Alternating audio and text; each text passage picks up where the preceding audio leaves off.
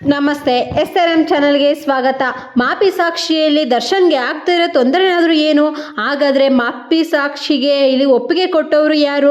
ಸತ್ಯನಾರಾಯಣ ಬಾಯ್ ಬಿಟ್ಟ ಮೇಲೆ ದರ್ಶನ್ಗೆ ತುಂಬಾ ಸಂಕಷ್ಟ ಎದುರಾಗುತ್ತಾ? ಹಾಗಾದರೆ ಏನಾಗುತ್ತೆ ಅಂತ ನೋಡ್ಕೊಂಬಂದ್ಬಿಡ ಬನ್ನಿ. ರೇಣುಕಾಸ್ವಾಮಿ ಕೊಲೆ ಪ್ರಕರಣದಲ್ಲಿ ಮಾಪಿ ಸಾಕ್ಷಿ ಪ್ರಕ್ರಿಯೆ ಸಂಬಂಧಿಸಿದಂತೆ ಬೆಂಗಳೂರಿನ 59ನೇ CCH ನ್ಯಾಯಾಲಯದಲ್ಲಿ ಜರುಗಿದ ಇತ್ತೀಚಿನ ಮಹತ್ವದ ಕಾನೂನಿನ ಬೆಳವಣಿಗೆ ವಾದ ಮತ್ತು ಪ್ರತಿವಾದ ಸಂಪೂರ್ಣ ಮಾಹಿತಿ ನೋಡ್ಕೊಂಬಂದ್ಬಿಡ ಬನ್ನಿ. 3 ಆರೋಪಿಗಳ ಅರ್ಜಿ ಸಲ್ಲಿಕೆ ಪ್ರಕರಣದಲ್ಲಿ ಕೇವಲ ಪ್ರದೋಷ್ ಮಾತ್ರವಲ್ಲದೆ ದರ್ಶನ್ ಗ್ಯಾಂಗಿನ ಒಟ್ಟು 3 ಪ್ರಮುಖ ಆರೋಪಿಗಳು ಮಾಪಿ ಸಾಕ್ಷಿಯಾಗಲು ಮುಂದೆ ಬಂದಿದ್ದಾರೆ. ಮಾಪಿ ಸಾಕ್ಷಿ ಅಂದರೇನು ಅಂತ ಮೊದಲಿಗೆ ತಿಳ್ಕೊಂಬಂದ್ಬಿಡ ಬನ್ನಿ. ಮಾಪಿ ಸಾಕ್ಷಿ ಏನಪ್ಪ ಅಂತಂತಂದರೆ, ಕೋರ್ಟ್ ಮುಂದೆ ಬಂದ್ಬಿಟ್ಟು ಆರೋಪಿ ನಾನು ಆರೋಪವನ್ನು ನಾನೇ ಸ್ವಯಂ ಸತ್ಯಾಂಶದೊಂದಿಗೆ ಇಲ್ಲಿ ಕೋರ್ಟ್ ಹತ್ರ ಬಂದ್ಬಿಟ್ಟು ನ್ಯಾಯಾಧೀಶರ ಹತ್ರ ಹೇಳ್ಕೊಳ್ಳೋದಾಗಿರುತ್ತೆ. ಇಲ್ಲಿ ನ್ಯಾಯಾಲಯದ ಪ್ರತಿಕ್ರಿಯೆ ಹೇಗಿರುತ್ತೆ ಅಂತಂದರೆ, ಅವರು ಸಂಪೂರ್ಣವಾಗಿ ಇದ್ರ ಬಗ್ಗೆ ಎಲ್ಲದೂ ಕೂಡ ಸತ್ಯಾಂಶವನ್ನೇ ಹೇಳಿರಬೇಕು.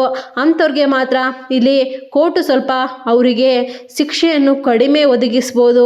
ಹಾಗೆಯೇ ಕ್ಷಮಾಪಣೆ ಕೂಡ ನೀಡ್ಬೋದು. ಅವ್ರಿಗೆ ಕ್ಷಮಾಪಣೆ ಅವಕಾಶ ಕೂಡ ಸಿಗ್ಬೋದು. ಅದೇ ರೀತಿಯೇ ಇಲ್ಲಿ ಮಾಪಿ ಸಾಕ್ಷಿಯಲ್ಲಿ ಸತ್ಯಾಂಶ ಖಂಡಿತವಾಗಿಯೂ ಇರಬೇಕು. ಸ್ಪಷ್ಟ ನುಡಿಯಲ್ಲಿ ಮುಂದೆ ಬರುವ ಮಾಪಿ ಸಾಕ್ಷಿ ಎನ್ನಲಾಗುತ್ತದೆ. ಇವರು ಸತ್ಯವನ್ನೇ ನುಡಿಬೇಕು. ಅಂಥವ್ರಿಗೆ ಮಾತ್ರ ಇಲ್ಲಿ ಕೋರ್ಟಿಂದ ಸ್ವಲ್ಪ ಲಭ್ಯತದೆ ಅಂತಲೇ ಹೇಳ್ಬೋದು. ಇಲ್ಲಿ ಪ್ರದೋಷ್ ರಾವ್ ಅವರು 14ನೇ ಮೊದಲ 11ನೇ ಪುಟಗಳ ಸುದೀರ್ಘ ಅರ್ಜಿ ಸಲ್ಲಿಸಿ ಕೊಲೆ ಮತ್ತು ನಾಶದ ಸಂಪೂರ್ಣ ಸತ್ಯಾಂಶವನ್ನು ಬಿಚ್ಚಿಡಲು ಸಿದ್ಧನಾಗಿದ್ದೇನೆ ಎಂದು ತಿಳಿಸಿದರು. ರವಿಶಂಕರ್ A8 ಮತ್ತು ವಿನಯ್ A10 ಪ್ರದೋಷ್ ಬೆನ್ನಲ್ಲೇ ಈ ಇಬ್ಬರು ಆರೋಪಿಗಳ ಪರ ವಕೀಲರು ಸಹ ತಾವು ಮಾಪಿ ಸಾಕ್ಷಿಯಾಗಲು ಸಿದ್ಧವಿದ್ದೇವೆಂದು ಕೋರ್ಟ್ಗೆ ಅರ್ಜಿ ಸಲ್ಲಿಸಿದ್ದಾರೆ ಈಗಾಗಲೇ. ಅದಕ್ಕೋಸ್ಕರ ಇಲ್ಲಿ ದರ್ಶನ್ಗೆ ತುಂಬಾ ಸಂಕಷ್ಟ ಎದುರಾಗಿದೆ ಅಂತಲೇ ಹೇಳ್ಬೋದು. ಸರ್ಕಾರಿ ವಕೀಲರ ನಿಲುವು ಇಲ್ಲಿ ಹೇಳೋದಾದರೆ, ಷರತ್ತು ಬದ್ಧ ಒಪ್ಪಿಗೆ.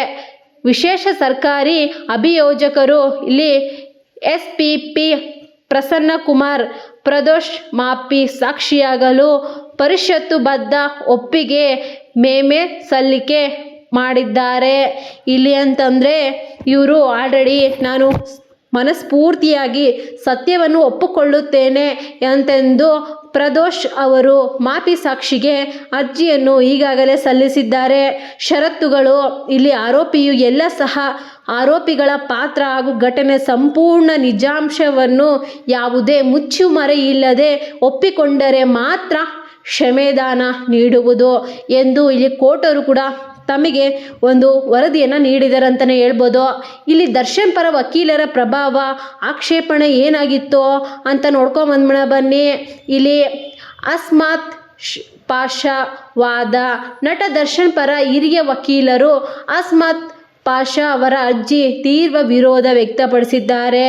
ಆಕ್ಷೇಪ ಇಲ್ಲಿ ಸಾರಾಂಶ ಅಂತಂತಂದರೆ, ಬಳಿ ಈಗಾಗಲೇ ಸಾಕಷ್ಟು ಸೂಕ್ತವಾದ ಮಾಪಿ ಸಾಕ್ಷಿಗಳು ಅಗತ್ಯವಿಲ್ಲ. ಅಲ್ಲದೆ ತಮಗೆ ಈ ಅರ್ಜಿ ಪ್ರತಿಗಳನ್ನು ನೀಡಿಲ್ಲ ಮತ್ತು ಸೂಕ್ತ ಕಾನೂನು ಪ್ರಕ್ರಿಯೆ ಪಾಲಿಸದೆ ಕ್ಷಮೆ ನೀಡಬಾರದು ಎಂದು ವರದಿ ನೀಡಿದ್ದಾರೆ. ಪ್ರತ್ಯೇಕ ಸೆಲ್ ಕೋರಿಕೆ. ದರ್ಶನ್ ಹಾಗೂ ಇತರ ಆರೋಪಿಗಳಿಗೆ ತನ್ನದೇ ಬೆದರಿಕೆ ಇರುವ ಸಾಧ್ಯತೆ ಇರುವುದರಿಂದ ತನ್ಮೂಲಕ ತನ್ನನ್ನು ಪರಸ್ಪರ ಅಗ್ರಹಾರ ಜೈಲಿನ ಪ್ರತ್ಯೇಕ ಸೆಲ್ಗೆ ಸ್ಥಳಾಂತರಿಸಬೇಕು ಎಂದು ಇಲ್ಲಿ ಪ್ರದೋಷ್ ಮನವಿ ಮಾಡಿದ್ದಾರೆ. ನ್ಯಾಯಾಲಯದ ಮುಂದಿನ ನಡೆ. ಆದೇಶ ಕಾಯ್ದಿಟ್ಟಿದೆ. ಆಲ್ರೆಡಿ ನ್ಯಾಯಾಲಯವು ಇಲ್ಲಿ ಸುದೀರ್ಘವಾದ ಪ್ರತಿವಾದವನ್ನು ಇಲ್ಲಿ ಕೇಳಿದೆ ಅಂತಲೇ ಹೇಳ್ಬೋದು. ದಿನಾಂಕ ಈ ಮಾಪಿ ಸಾಕ್ಷಿ ಆರೋಪಣೆ ಇದು ಆಗಸ್ಟ್ 10ರಂದು ಪ್ರತಿಭಟನೆ ಇಲ್ಲಿ ಪ್ರಗತಿಯಲ್ಲಿ ಹಾಗೆಯೇ ಪ್ರಕಟವಾಗಲಿದೆ. ಇದರಲ್ಲಿ ದರ್ಶನ್ಗೆ ಯಾವ ರೀತಿ ಇದಾಗಲಿದೆ, ಅವ್ರಿಗೆ ಬೇಲ್ಗೆ ಯಾವ ರೀತಿ ತೊಂದರೆ ಆಗಲಿದೆ ಅಂತಲೇ ನೋಡ್ಬೋದು. ಅವರು ಇನ್ನೂ 1 ವರ್ಷದ ಕಾಲ ಯಾವುದೇ ಜಾಮೀನಿನ ಮೇಲೆ ಹೊರಗಡೆ ಬರುವಂಥ ಅವಕಾಶ ಅಂತ ಮುಂಚೆನೇ ಕಳೆದುಕೊಂಡಿದ್ದಾರೆ. ಈಗ ಏನಾದರೂ ಅವ್ರ ಕಡೆ ಇರುವಂಥ ಸ್ನೇಹಿತರು ಇಲ್ಲಿ ಮಾಪಿ ಸಾಕ್ಷಿಯನ್ನು ಏನಾದರೂ ಇಲ್ಲಿ ಬಂದ್ಬಿಟ್ಟು ಕೋರ್ಟ್ ಮುಂದೆ ಪ್ರೊಡ್ಯೂಸ್ ಏನಾದರೂ ಆ ಥರ ಎಲ್ಲ ಕೂಡ ಸತ್ಯನೆಲ್ಲ ಒಪ್ಕೊಂಡ್ಬಿಟ್ರೆ ಇಲ್ಲಿ ದರ್ಶನ್ ಪರಿಸ್ಥಿತಿ ಏನಾಗ್ಬೋದು ಅಂತ ಎಲ್ಲರಿಗೂ ಕೂಡ ಊಹಿಸೋಕ್ಕೂ ಕೂಡ ಸಾಧ್ಯ ಇಲ್ಲ ಅಂತಲೇ ಹೇಳ್ಬೋದು. ಯಾಕಂದರೆ ಇನ್ನೋರ್ಗೆ ಯಾವ ಥರ ಶಿಕ್ಷೆ ಸಿಗುತ್ತೆ ಅಂತ ಯಾರು ಕೂಡ ಇನ್ನೂ ನಿರ್ಣಯ ಮಾಡೋಕ್ಕಾಗಲ್ಲ. ಅವ್ರು ಸತ್ಯ ಒಪ್ಕೊಂಡ್ರೆ ಇವ್ರಿಗೆ ಏನಾಗುತ್ತೆ ಅಂತಲೂ ಇನ್ನೂ ಗೊತ್ತಾಗಲ್ಲ. ಎಲ್ಲರೂ ಕೂಡ ಕಾದು ನೋಡಬೇಕಾಗಿದೆ. ಇದಾಗಿತ್ತು ಇವಾಗಿನ breaking news. Thank you for watching. ನಿಮಗೇನಾದರೂ ಈ ವಿಡಿಯೋ ಇಷ್ಟ ಆದರೆ like and share comment. Thank you for watching.